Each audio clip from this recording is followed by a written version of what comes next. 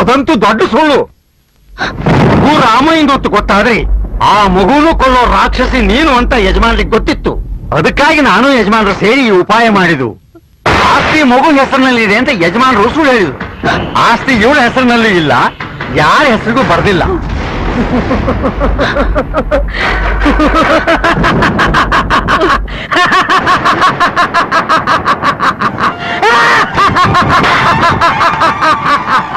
ಆಸ್ತಿ ಯಾರ ಹೆಸರಿಗೂ ಬರ್ದಿಲ್ಲ ಅಂದ್ರೆ ಪೂರ್ತಿ ನಂದೇ. ಮಾಮ, ಇನ್ನು ಆಸ್ತಿ ಮೇಲೆ ಯಾರಿಗೂ ಹಕ್ಕಿಲ್ಲ.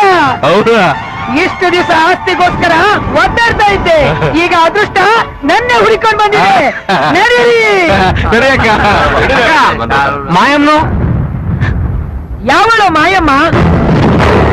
ಈ ಪಿಂಗಾರಿ ಆ ರಾಮಾಯಣ ಮಗಳು ಅಂತ ಗೊತ್ತಾಗಿದ್ದಿದ್ರೆ ಆವತ್ತೇ ಕುತ್ತಿಗೆ ಸಾಯಿಸ್ಬಿಡ್ತಿದ್ದೆ. ಅದೃಷ್ಟ ಚೆನ್ನಾಗಿದೆ, ಬದುಕೊಂಡವಳೆ. ಇನ್ಮೇಲೆ ನೀನ್ಯಾರೋ ನಾನ್ಯಾರೋ. ಇವತ್ತಿಗೆ ನನ್ನ ನಿನ್ನ ಋಣ ಹರಿದೋಯ್ತು. ಇನ್ಯಾವತ್ತೂ ನನ್ನ ಹತ್ರ ಬರಬೇಡ. ನಿನ್ ದರಿದ್ರ ಮುಖ ನನಗೆ ತೋರಿಸ್ಲೇಬೇಡ. ಸಾಕಿದೀನಿ ಅಂತ ಸಲಿಗೆ ತಗೊಂಡು ಅಮ್ಮ ಗಿಮ್ಮ ಅಂತ ಬಂದ್ರೆ ನಿನ್ ಮುಖದ ಮೇಲೆ ಆಸಿಡ್ ಹಾಕ್ಬಿಡ್ತೀನಿ. ಹುಷಾರ್, ಬಂಡು. ಬರೋ.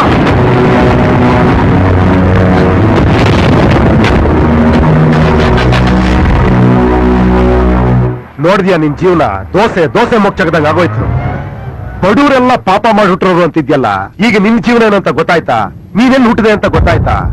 ನೀನೆಂತ ಪಾಪಿ ಅಂತ ಗೊತ್ತಾಯ್ತಾ?